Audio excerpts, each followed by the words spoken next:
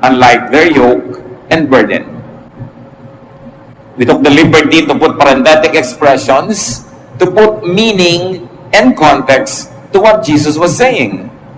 Pero kung sa kanya lang tayo kukuha ng quote, sabi niya, if you are tired from carrying heavy burdens, come to me and I will give you rest. Take the yoke I give you, put it on your shoulders, and learn from me. I am gentle and humble, and you will find rest. This yoke is easy to bear, and this burden is light. Napakalaking palaisipan sa maraming tao kung ano tinutukoy dito ng Panginoon. Liban na lang talaga i-contextualize natin. Sabi niyo, kayong mga napapagod, mga nabibigatan sa inyong mga dala, sa akin kayo pumunta. Ang laging usual na pagbasa ng mga tao doon mga dalang kasalanan, mga dalang bisyo, mga dalang masasamang ginagawa. Pero ang konteksto ng pagtuturo ni Lord sa Matthew 11, religious context. Mga taong nabibigatan, hindi sa kasalanan, kundi sa sobrang kabanalan.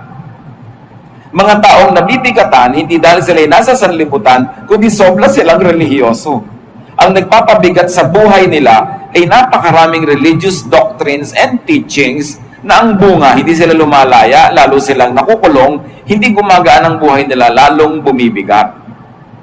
Kaya si Lord nagbigay ng alternative sa mga tao. Libo-libo na ang pagtaon ng ating relihiyon, kung sa kanya sasabihin niya ito.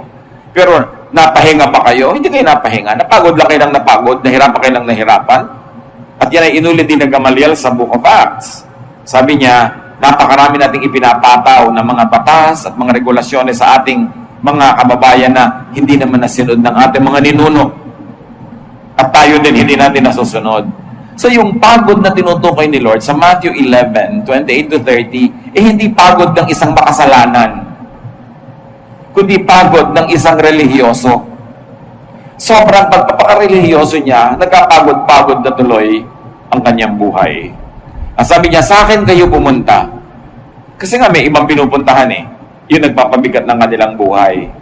Yung ibibigay ko sa inyong pasanin, sabi ni Jesus, the religious burden I will give you is light.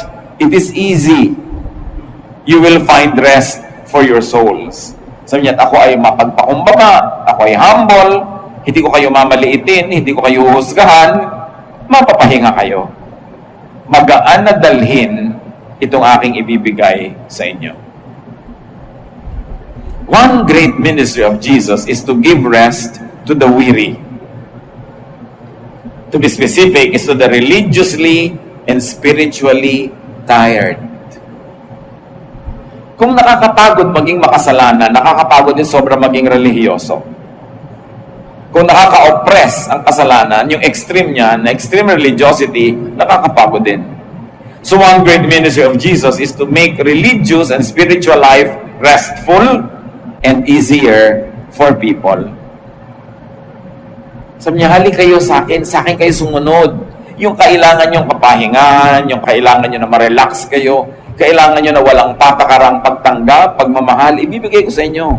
Kasi naaawa ako sa inyong pagod na kayo, hindi pa rin kayo enough, kulang at kulang pa rin.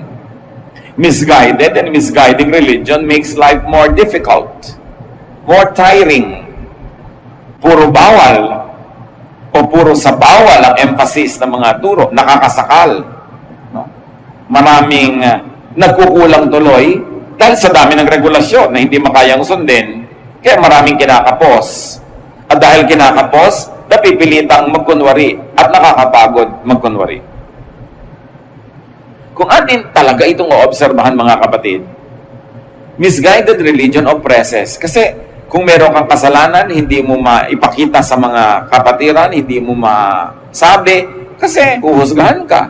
Liliit ang pagtingin sa'yo. Baka tanggalan ka ng ministry kung may kulang. Kaya ang mga pamilya, lalo buong family, umaten ng church, pag merong anak na naging addict, pag may anak na naging unwed mother, pag may anak na nagkaroon ng maraming problema, hindi nila masabi sa church, nahihiya sila. Sasabihin, ano na lang sasabihin sa atin sa church? Digon pa naman ang tatay mo, ako pa naman, nasa kuwari. In other words, naging burden na lagi kang may patunayan, naging burden na lagi ka dapat na perfect, at pagka less than perfect ka, napipilitan ka magkunwari. Nakakapagod. Hindi yon ang espiritualidad na gusto ni Jesus. Sabi niya, you relax lang kayo. Paano mga kapatid makaka-relax? Makaka-relax ka lang kung perfect ka kasi wala kang itatago. O kaya makaka-relax ka lang kung kayo mismo ay nagpapatawaran, kayo mismo ay tumatanggap sa isa't isa, hindi naghuhusgahan, hindi nagsusumbatan, hindi nagsusumbungan, doon ka lang marerelax. Kaya ba natin maging perfect? Hindi. Alam yun ni Jesus. Kaya ang ginawa niya, niluwagan niya. Dahil gano'n naman talaga ang original intention ng Diyos para sa mga tao. Kaya noong ang mga religious leaders ay pinagsasabihin ni Jesus, sabi niya sa Luke 11:46, "You experts in the law, woe to you! Because you load people down with burdens they can hardly carry, and you yourselves will not lift one finger to help them." Sabi niya, may kakahinatan kayo, may pupuntahan kayo, lagot kayo, mga experts of the law. Ang ginagawa niyo, pinapahirapan niyo mga tao, ang dami niyong ipinapataw na utos, ang daming requirement, ang daming regulasyones, na hindi nila makaya. Tapos di niyo naman tinutulungan kayanin yun. In fact, kayo nga, hindi niyo kinakaya yun sabi ni Jesus. Kaya kung bibilangin ninyo ang lahat ng comment ni Lord na nangre-rebuke, napakarami na ni-rebuke niya mga religious leaders na nagpapahirap sa tao. Yun ang woman caught in adultery wasn't even rebuked as sharply as the religious leaders were rebuked. Kasi ang ayaw na ayaw ni Jesus ay yung relihiyon na pabigat sa buhay. Na siyang nagiging puntahan ng maraming tao, nagiging relihiyoso noon, maski ngayon. Nakakatanggap nga ako ng mga tanong sa Facebook. Sabi, Pastor, yung buong pamilya po namin nagsaserve sa church. Minsan po, umabsent kami kasi anniversary ng mga lola namin sa probinsya. Di buong pamilya kami umuwi. Napagalitan kami. Pagkatapos, minsan naman, may namatay na kamag-anak namin. Di sabay-sabay din kaming absent. Napagalitan kami. Nung nakakatatlo na po kami, gusto na kaming itiwalag. Anong gagawin mo kung may kailangan na family event? Hindi ba pwedeng umabsent? So, kasi po, kami, mga lingkod kami. Yun nga, lingkod ka nga, kaya lalo ka naman dapat may privilege, so pwede ka namang mapahinga. Lalo't kailangan. Huwag lang naman ang dami mo ng absent na walang kalatoy-latoy ang dahilan. Pero, ano ba yung may ikakasal kayong pinsan, ma-attend kayo, masama ba yun? Minamasama ng Diyos, nahirapan yung mga tao. Na dati, maluwag ang buhay nila, ngayon pati haba ng buhok nila, kung kukulayan yung buhok nila, ay nire-regulate. Pati, hindi ka pwedeng mag-boyfriend hanggang nasa ganito kang edad. Hindi ka pwedeng mag-ganito. Dumami yung bawal, na kahit nung panahon nga ni Jesus na ang dami ng bawal, wala yung mga bawal na yun nadagdagan. Hindi ka pwedeng mag-play ng secular music. Hindi ka pwedeng mag-ganito. Sino may sabi na may secular at may sacred music? What makes music sacred is its content, the words. So kahit hindi yan kinakanta sa church, kahit kinakanta sa radyo, sa TV, kung magaganda yung words at hindi laging kailangan tukol sa Diyos, kung halimbawa pinupuri mo ang napakagandang sampagita, abay napakagandang song of worship yon kung kinikilala mo na ang sampagita ay likha ng Diyos. At ang kagandahan belongs to God because God is beauty. Hindi naman kailangan laging yung pangsimbahan ng kanta. Pero dumami ng dumami ang regulasyon. Humirap ang buhay. So people go underground. Nagiging kunwari lang naman hindi naman nagiging perfect. Nagbabalat kayo lang. Kasi nga, mahuhusgahan. Yun ang ayaw ni Jesus. Sa Matthew 23:13-14, another rebuke niya sa mga religious leaders. Sabi niya, "You Pharisees and teachers of the law of Moses are in for trouble. You're nothing but show-offs. You lock people out of the kingdom of heaven. You won't go in yourselves, and you keep others from going in." Can you imagine these harsh words? Hindi binitawan ni Lord sa prostitute, sa tax collector. No, sa religious leaders. Sabi, may nakalaan sa inyo na tapat na parusa sa inyong mga pagmamalabis. Puro lang kayo pasikat. Ganun. Hindi nyo pinapayagan ng taong makarating sa langit. Kayo man, hindi rin naman kayo pumapasok. At ang langit na ito, hindi lang laging yung langit na kaligtasan ng kaluluwa pag namatay ka. Kasi ang langit din ay dito sa lupa. Yung tahimik ka, payapa ang iyong loob. Hindi ka naliligalig, hindi ka nagkukunwari, hindi ka stress. Langit din yun.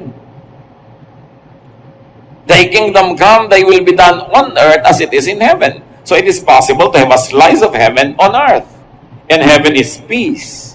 Heaven is love. Heaven is contentment.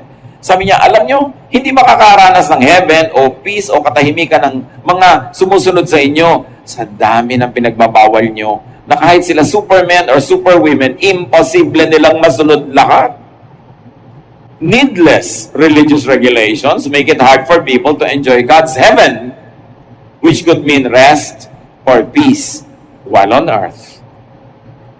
Yung heaven naman kasi hindi lang sa kabila ng mga ulap. Kaya nga, mapasa amin ang kaharian mo. Masunod ang loob mo dito sa lupa, gaya din ng sa langit. So, ibig sabihin, dapat talaga nakakarating yung langit sa lupa. At sabi ni Jesus, kung sa inyo lang susunod ang mga tao, hindi nila mararanasan ng langit. Kasi lagi nyo pinapagilty, lagi nyo pinapagalitan, lagi nyo pinipilit magtago at magkunwari ng mga tao. Be free from needless religious regulations, control, and burdens. That is what Jesus' will is for you. Hindi tayo gusto ni Lord na ipahamak, ipatali, ipakulong. Sabi niya, I came that you might have life and have it abundantly.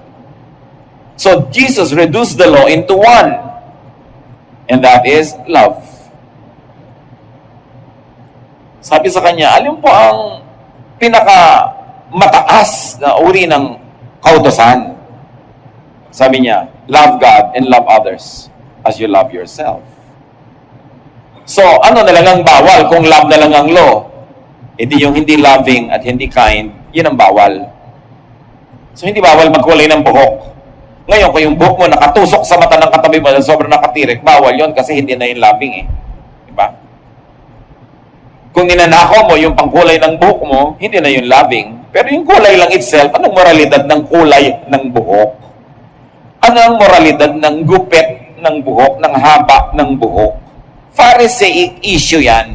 Hindi yan issue ni Jesus.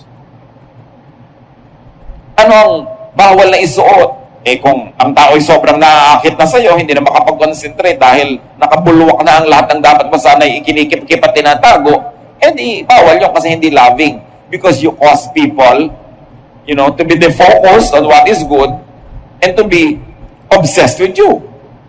Eh hindi mo naman sila mamahalin kung pansinin ka nila, so masama, nakakasama. Pag pinansin mo sila, kanila, hindi mo naman susuklihan ng pansin. So, tinakaw mo lang sila, nagiging unkind. So, yun ang mga bawal. Yung hindi loving. Kasi isa na lang natin ang law, sabi ni Lord, love. Sabi niya, by this, people will know that you are my disciples. Hindi by your hairstyle. Hindi by the length of your hemline. Hindi by the version of Bible you read. Sabi niya, if you love one another, people will know that you believe in me, that you are my disciples. And because you are loving, you will be ethical, your ways will be considerate, you will be very, very accommodating to people. Yun ang kaisa-isang iniwan ni Jesus na command. Bakit pinaparami ng mga Kristiyano? Bakit pinapadami pa ang pagpapahirap? At sinasabi ni Paul, love is patient and kind. Eh kung impatient ka dahil sa ang dami mong pinapagawa, mga pinagbabawal, hindi ka na kind nun, hindi ka na loving. Lalo mo na be-break yung law ni Jesus. Now, freedom from the law means freedom from sin. Bakit pa dumating si Jesus? At bakit siya sinundan ni Pablo? Ang mga tao sobra ng taling-tali sa mga religious laws ng mga religious systems. And Jesus came to set them free because that's at the will of the Father for people. That's why the religious system was the one that killed Jesus. Kasi nawalan sila ng halaga, nababawasan ang importansya nila, at nababawasan ang control nila sa mga tao, they had Jesus killed. Hindi naman yung mga makasalanan na humingi na si Jesus ay patayin eh. Yung mga religyoso ang humingi nun.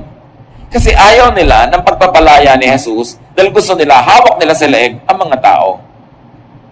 So, bakit free from sin ang mga tao na nananalig kay Jesus? Sabi ni Paul, Romans 2:12, all who sin under the law will be judged by the law. Suriin nyo to, ha? Who are the people who are under the law? The Jewish people were under the law. The Gentiles were not. Never in the history of the Jews did they convert Gentiles. Hindi sila mahilig mag-convert. Sa kanila, yung pananalig nila, kanila lang.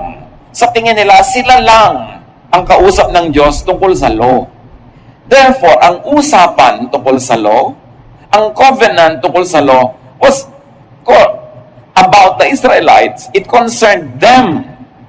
Ang tanong, hindi ka Israelite, hindi ka Jew, Gentile ka, you are not under the law. Bakit ka magpipilit sumali sa usapan na yun mismo mga kausap na Jew, hindi makatupad? Hindi nga nila magawa lahat. Ikaw na hindi kasali, sasali. Kaya kinlarify yun ni Paul. Sabi niya, you are not under the law. First of all, you are not Jews. Kausap ba kayo sa Mount Sinai? Kausap ba mga ninuno nyo? Hindi kayo kasali sa usapan na yan. Sila ang nung araw ay pinagbawalan, huwag kakain ito, huwag kakain ito. Ba't naman ikaw na hindi kasali? Sasali ka pa ngayon, ayaw mo na rin kainin yon. Hindi ka naman nga kasali sa usapan na yan. Ang point is, the law was given as a covenant with the Jewish people who were freed from slavery in Egypt. Ang tanong, kasali ka ba o ang mga ninuno mo sa nag-exodus? Bakit ka sasali sa contract na yun?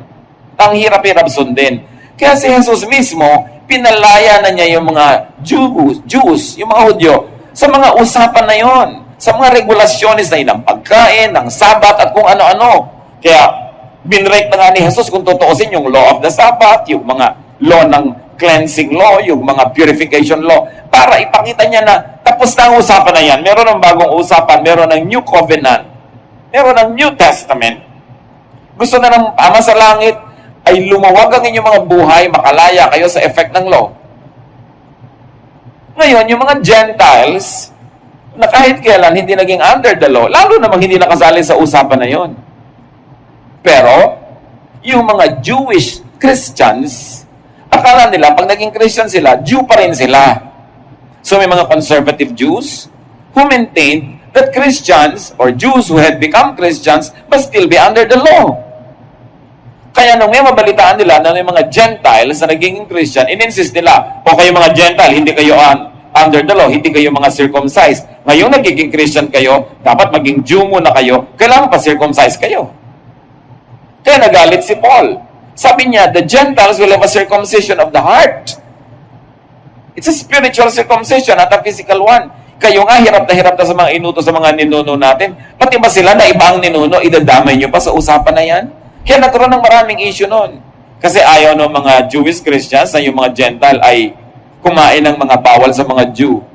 Kaya nga, si Paul, sabi niya sa Romans 6:14, for sin shall no longer be your master, because you are not under the law, but under grace.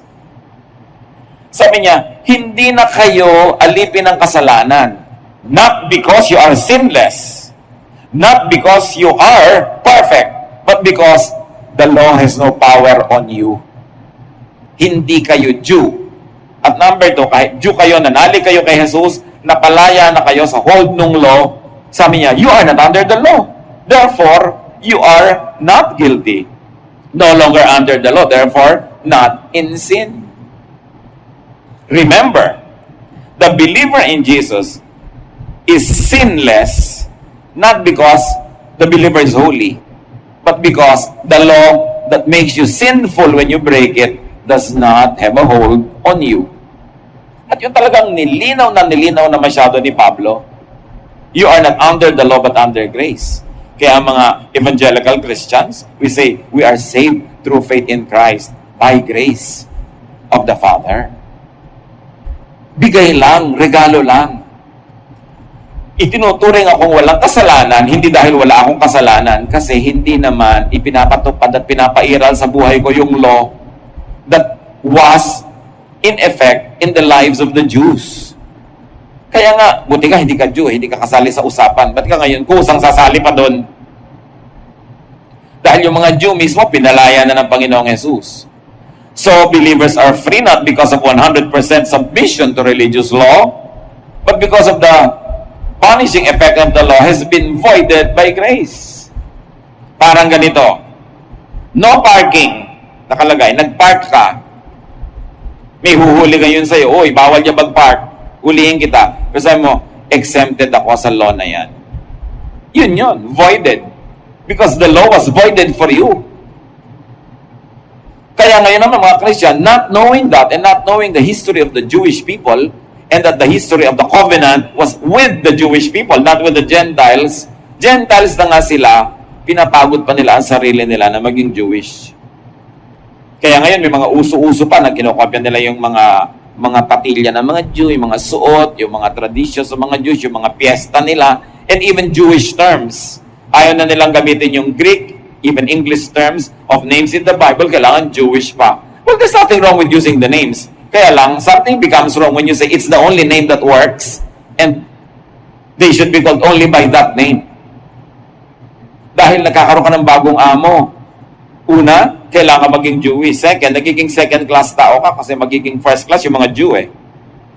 Kaya nagkakaroon ng political dimension yon pagka sumali ka sa ganung mga usapin. Many churches emphasize freedom from the law, yes, but only in matter of salvation. Sasabihin nila, salvation is free. You are free from the law.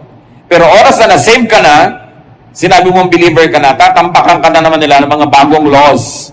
So yung pala, sandali ka lang free from the law. But the moment that you accept Jesus and you have become a member of the church, ang dami na namang laws. E di parang deceptive yun. Nasaan yung freedom in the Lord? Nasaan yung gaan? Remember, freedom is not licensed to do anything you like. Because merong law na love. So ang standard mo na lang, is this loving? Will what I do be loving? Pagbabawalan ko ba ang pamilya na ito na umabsent, na may event sila sa probinsya, loving ba yun?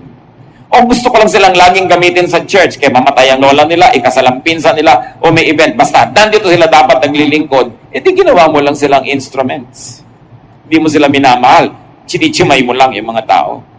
Which is really happening in many churches. Ang tingin lang sa'yo, alila. Pag hindi ka na pinakinabangan, pag absent ka na, masama ka na. Wala kang kaluwag-luwag. Natali ka. Galatians 5:1, kaya nang gandalaiti si Paul, sabi niya, it is for freedom that Christ has set us free. Stand firm then, and do not let yourselves be burdened again by a yoke of slavery. Sabi, dati tayo mga slaves ng law, pinalaya na tayo ni Jesus, panindigan nyo yan. Huwag kayong pumayag na may bumawi, magnakaw sa inyo ng kalayaan kay Jesus.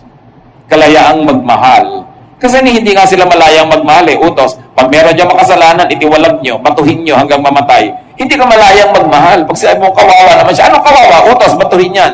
So, ayaw mo matindi, babato ka. Hindi ka malayang magmahal.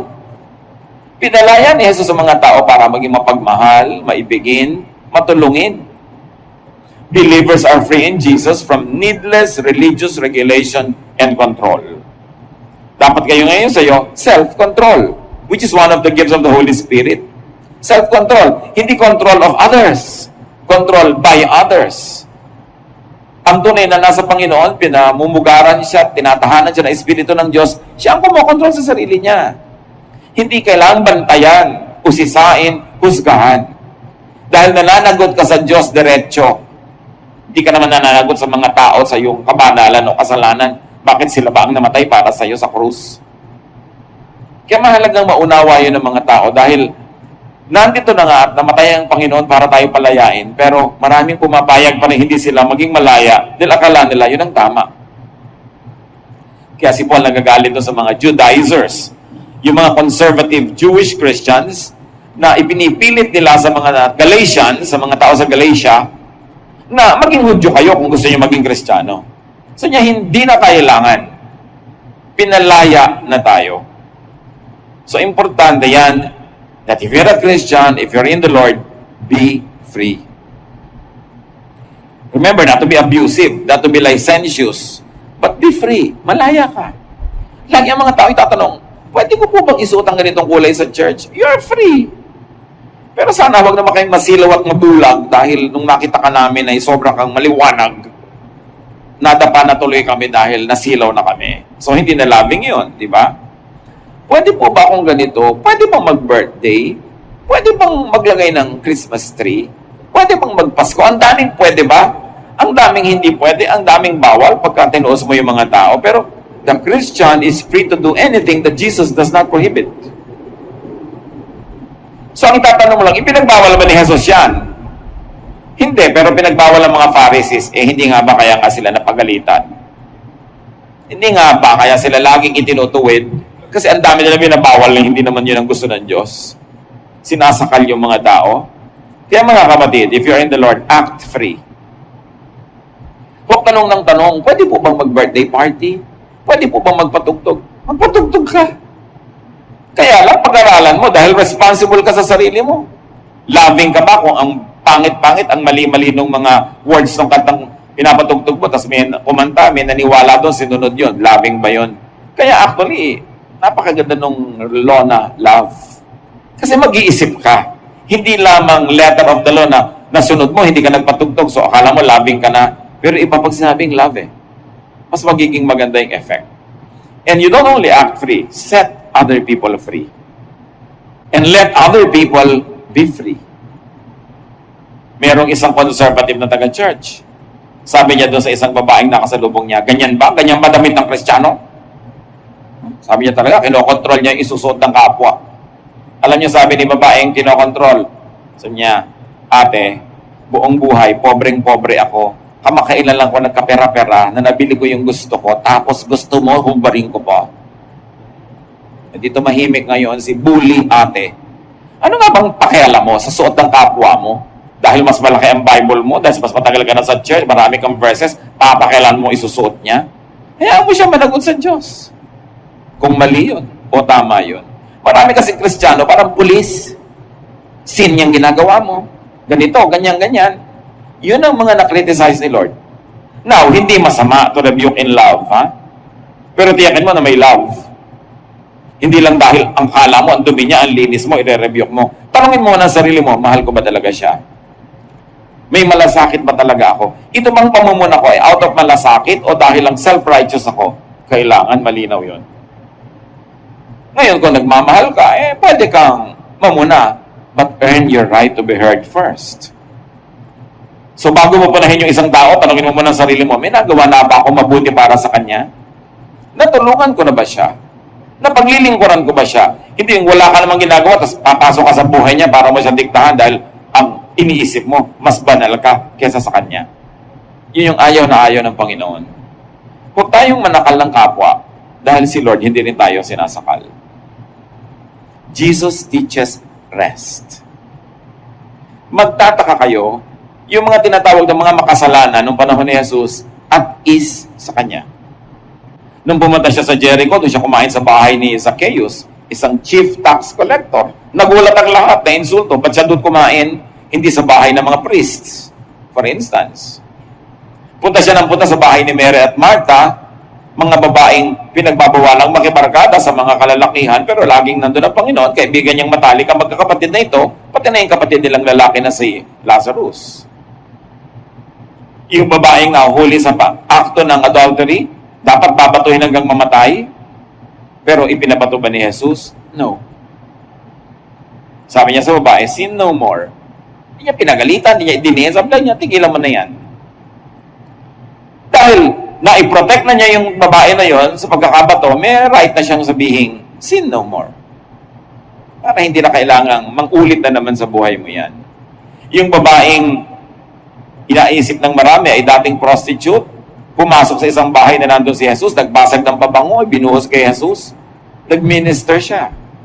Malaya siya na gawin yung gusto niyang gawin. At sabi ng mga lalaki doon nakaupo, kung talagang prophet tong Jesus na ito, dapat alam niyang masamang babae ito. Hindi niya papayagang mahipo kahit paan niya, pero pinayagan niya. Yung babae at is kay Jesus. Ang tanong, kung ikay relihiyosa, at is ba sa iyo mga kaibigan mo? At is ba sa iyo mga kamag-anak mo? At is ba sa iyo mga office mates mo? O pasong-paso sa iyo? Kasi wala kang ginawa kundi mamuna. Wala kang ginawa kundi mang-correct, mang-rebuke. Hindi ganun si Jesus. Kaya malalaman mo, am I Jesus-like or am I like the Pharisees? Pag pumasok ako sa isang lugar, will people stop what they do because I will judge them? Or will they just go on because they are relaxed?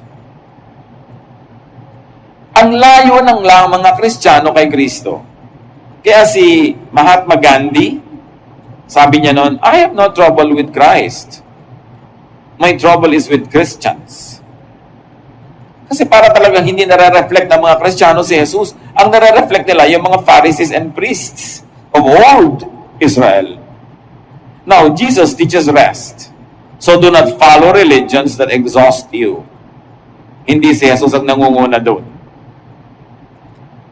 Do not impose regulations that make people fail. Bakit sobra mong tataasan ng standard para magbagsakan ng lahat? Help people succeed.